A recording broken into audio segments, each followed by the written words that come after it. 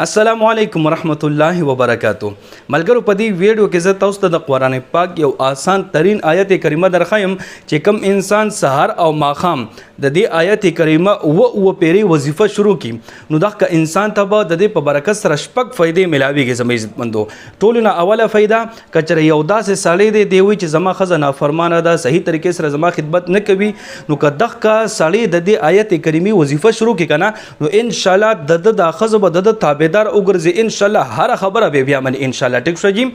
دویمه فائده کچره یو زنانه ده دا وی چې زما خاوند په ما باندې ظلمونه کوي او صحیح طریقې سره مینه محبت نه کوي هر وخت می وਹੀ ټکوي می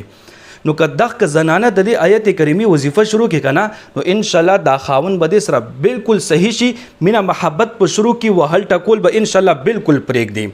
درېمه فائده کچره داسې خزو خاوند دی وی چې زمونږ اولاد نشته بال بچ مو نشته دی د دې پوجا ډیر زیات پریشان دي نو که دغه خزه او خاوند دواړه د دې آیت کریمه وظیفه شروع کی یا خزه او خاوند کې یو د دې آیت کریمه وظیفه شروع کی ان شاء الله رب العزت ورته خپل اولاد ورکي.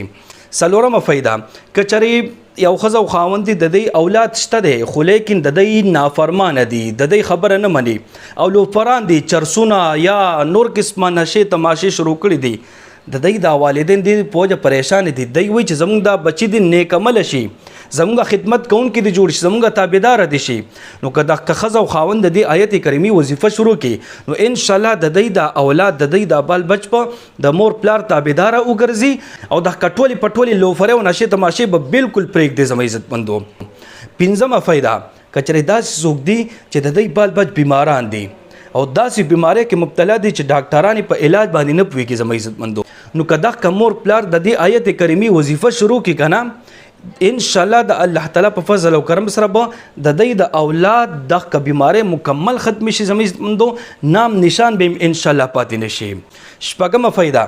کچره داسې څوک دي کنه الګ ته یا جنې ده یا سړی ده یا زنانه ده د دې رشتہ نه کېږي صحیح ځای کې د دې رشتہ نه کېږي زموږ عزت مندو او د دې پوجا پریشان دي نو که دغه زنانه یا سړی یا نوجوان هلک یا نوجوان جنې د دې آیت کریمه وظیفه شروع کی کنه نو ان شاء الله کل ځای کې به الله رب العزت رشتہ ورته ور نصیب کی زموږ عزت مندو داسې ځای کې به الله تعالی رشتہ ور نصیب کی کنه چې ان شاء الله ټول عمر به په خوشاله سره بیا وخت تیری نو دغه آیت کریمه کم دي زموږ عزت مندو آیت کریمه درته زویم او طریقې کار هم بیا زه تاسو ته په دې ویډیو کې مټک شوږي. آیت کریمه اول ووري آیت کریمه زموږ عزت مندو په نور لسمه سپاره کې سورۃ الفرقان سالور او یایم نمبر آیات تخا آیت کریمه داسې ده بسم الله الرحمن الرحیم ربنا هب لنا من ازواجنا وذرياتنا قرة اعین واجعلنا للمتقین اماما. بس دا آیت کریمه د زموږ عزت مندو دا به تاسو څنګه طریقې سره وای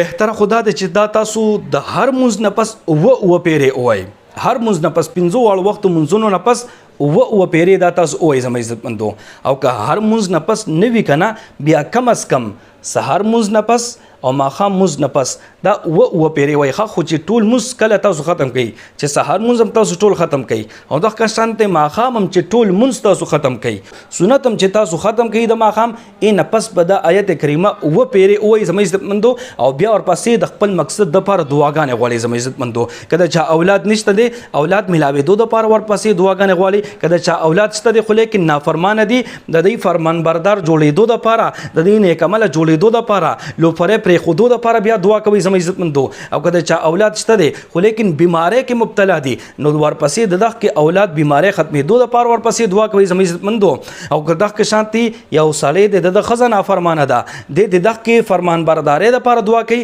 یا یو زنانه ده د دې خاوند په دې باندې ظلمونه کوي نو دغه زنانه د دې وظیفې نه پس بیا د خاوند د ظلمونو ختمېدو د لپاره او د خپل ځان سره محبت او مینه پیدا کېدو د لپاره دعاګانې کوي زموږ عزت مندو او که د چا رشته نشته دی کنه نو بیا د دې سحر او ماښام چې کله دا آیت کریمه و پیری وای کنه ورپسې د خپل رشتې ملاوېدو د لپاره دعا غواړي د الله تعالی نه نو ان